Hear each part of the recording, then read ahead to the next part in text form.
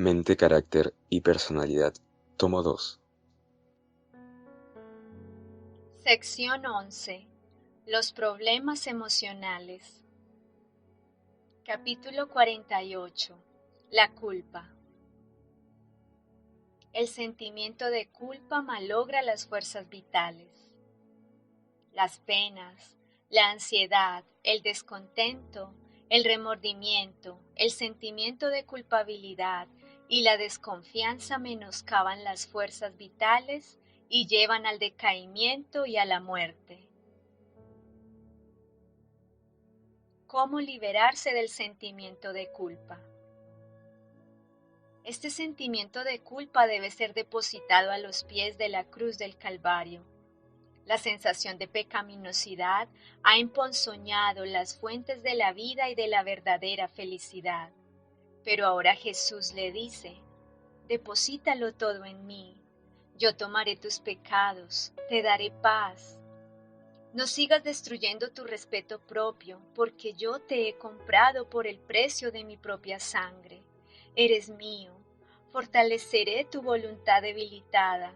Eliminaré el remordimiento que te causa el pecado. Por lo tanto, vuelva su corazón, tembloroso por causa de la incertidumbre, y aférrese de la esperanza que se le extiende. Dios acepta su corazón quebrantado y contrito. Le ofrece ampliamente el perdón, le ofrece adoptarlo en el seno de su familia y le ofrece su gracia que lo ayudará en sus debilidades, y el amado Jesús lo conducirá paso a paso si está dispuesto a poner su mano en la suya y dejar que lo guíe. Jesús perdona a pesar de nuestra culpabilidad. Satanás trata de apartar nuestra mente del poderoso ayudador para inducirnos a pensar en la degeneración de nuestra alma. Pero aunque Jesús ve la culpa del pasado, pronuncia palabras de perdón y no debemos deshonrarlo dudando de su amor.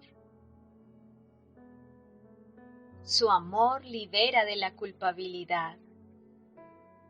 El amor que Cristo infunde en todo nuestro ser es un poder vivificante. Da salud a cada una de las partes vitales, el cerebro, el corazón y los nervios. Por su medio, las energías más potentes de nuestro ser despiertan y entran en actividad. Libera al alma de culpa y tristeza, de la ansiedad y congoja que agotan las fuerzas de la vida. Con el bien en la serenidad y la calma, implanta en el alma un gozo que nada en la tierra puede destruir, el gozo que hay en el Espíritu Santo, un gozo que da salud y vida. El mayor pecador necesita al mayor Salvador. Si usted cree que es el mayor de los pecadores, lo que necesita es a Cristo, el mayor de los salvadores. Levante la cabeza y contemple fuera de sí mismo, más allá de su pecado, al Salvador levantado, más allá de la venenosa mordedura de la serpiente, al Cordero de Dios que quita el pecado del mundo. Él dará descanso. Él llevó el peso de nuestra culpa. También quitará la carga de nuestros hombros cansados. Nos dará descanso. Llevará por nosotros la carga de nuestros miedos y penas. Nos invita a echar sobre Él todos nuestros afanes, pues nos lleva en su corazón. No todos los pecados son de la misma magnitud. No todos los pecados son de igual magnitud delante de Dios. Hay diferencia de pecados a su juicio, como la hay a juicio de los hombres. Sin embargo, aunque este o aquel acto malo puedan parecer frívolos a los ojos de los hombres, ningún pecado es pequeño a la vista de Dios. El juicio de los hombres es parcial e imperfecto, pero Dios ve todas las cosas como realmente son. El borracho es detestado y se le dice que su pecado lo excluirá del cielo, mientras que el orgullo, el egoísmo y la codicia pasan muchísimas veces sin condenarse.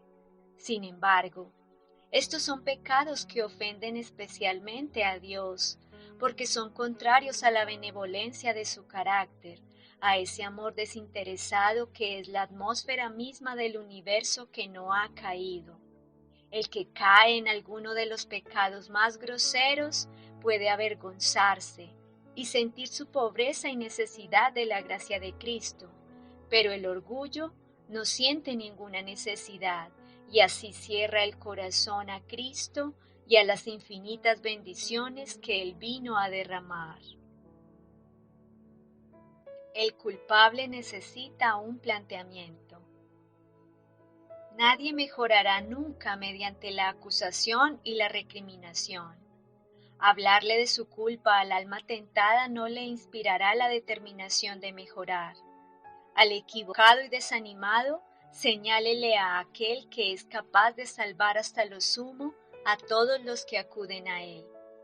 Muéstrele lo que puede llegar a ser.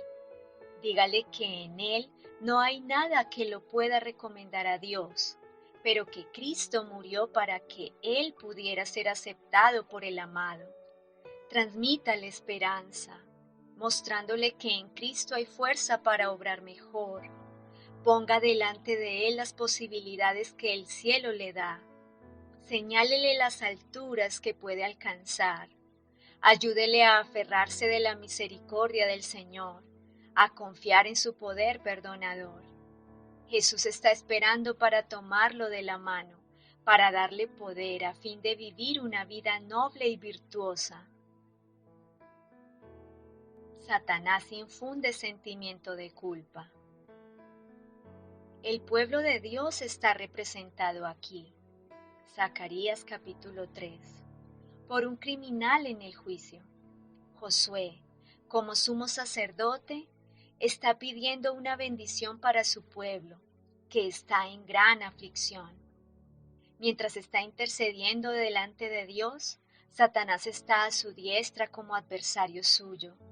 Acusa a los hijos de Dios y hace aparecer su caso tan desesperado como sea posible. Presenta delante del Señor sus malas acciones y defectos.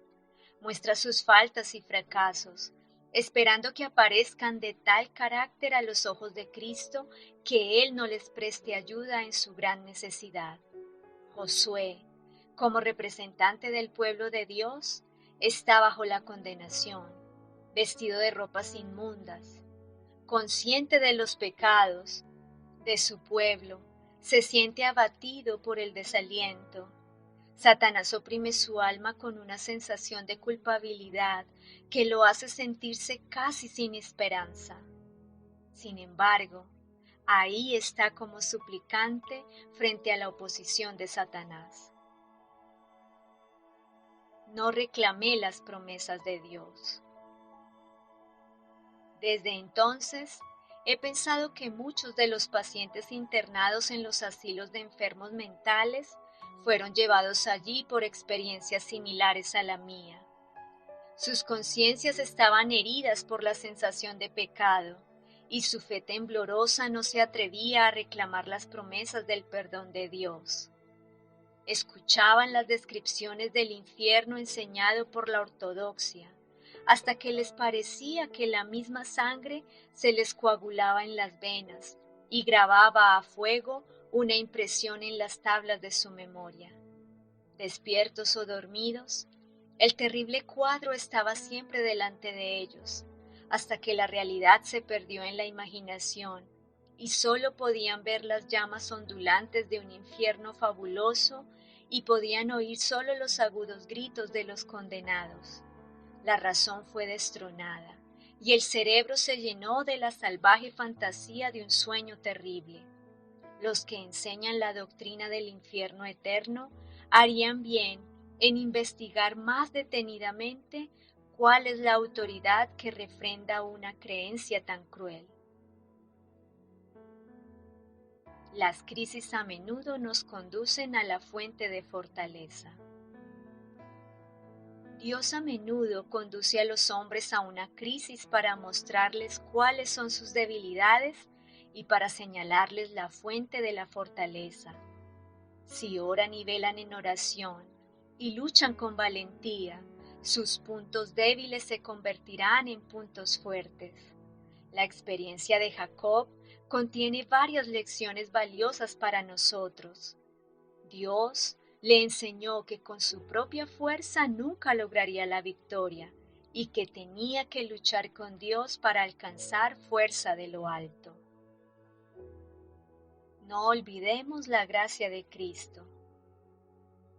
Cuando Jacob pecó engañando a Esaú y huyó de la casa de su padre, estaba abrumado por el sentimiento de culpa. Solo y abandonado como estaba, separado de todo lo que le hacía preciosa la vida, el único pensamiento que sobre todos los otros oprimía su alma era el temor de que su pecado lo hubiera apartado de Dios, que fuera abandonado del cielo. En medio de su tristeza, se recostó para descansar sobre la tierra desnuda.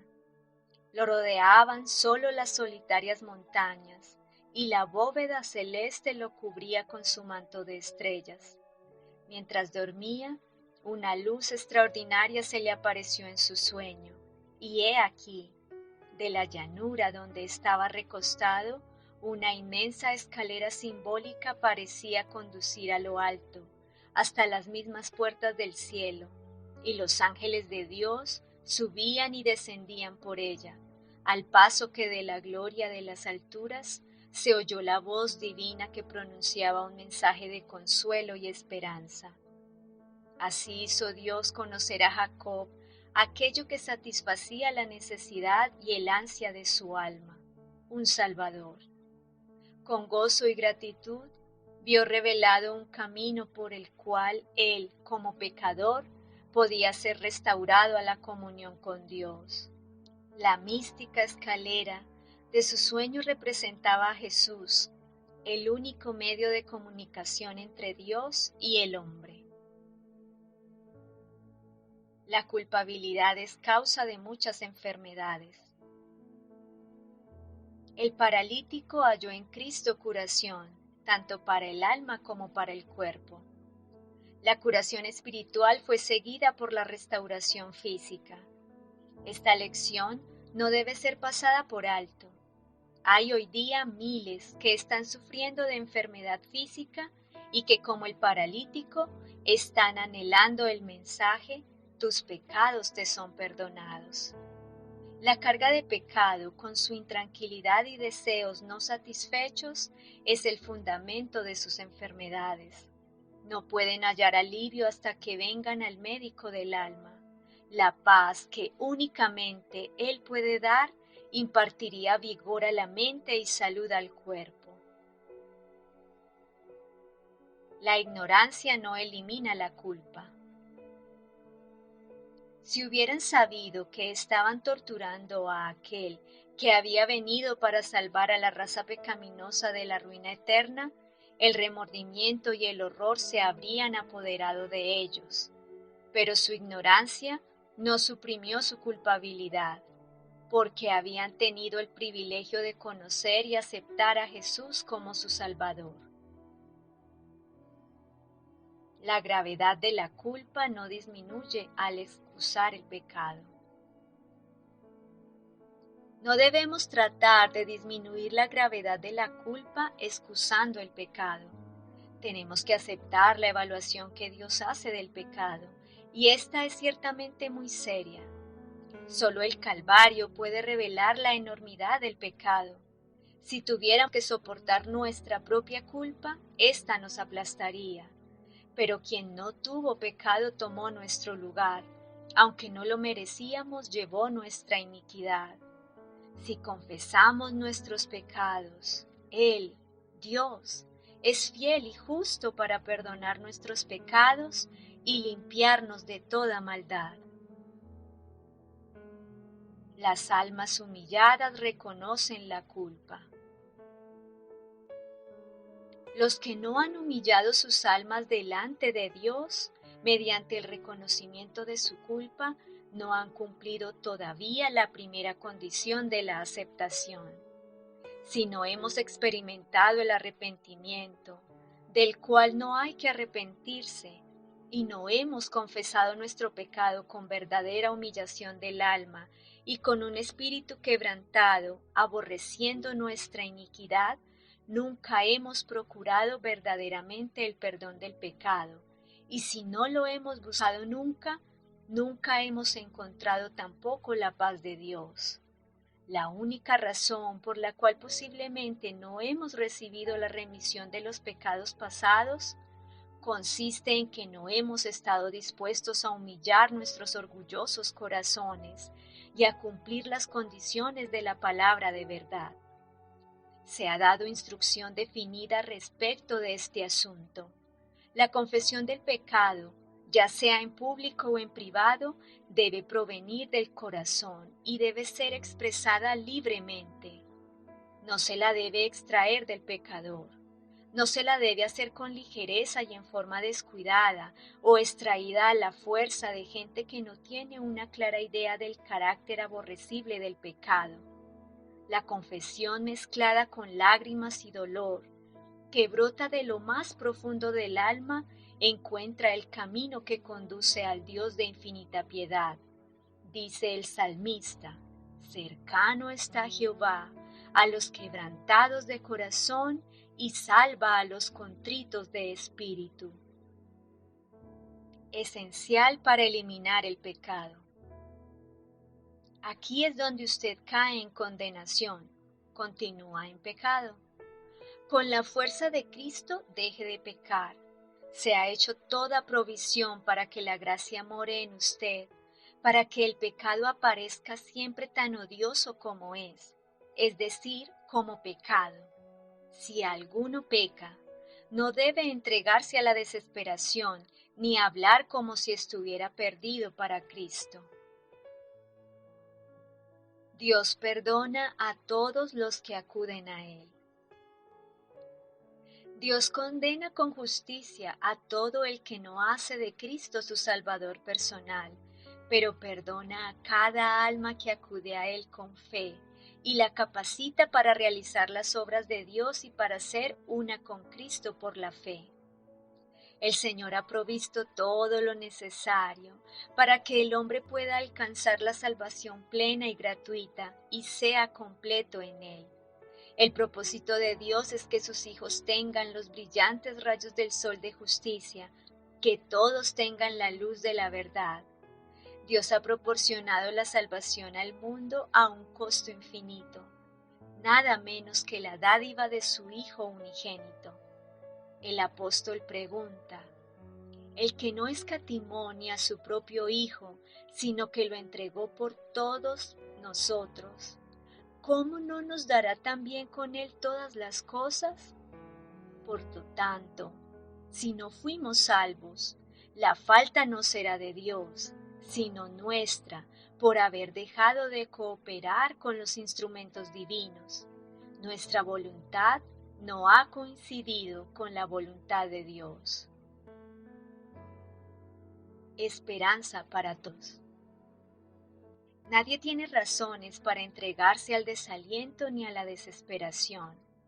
Satanás puede presentarse ante ti, insinuándote despiadadamente: tu caso es desesperado, no tienes redención.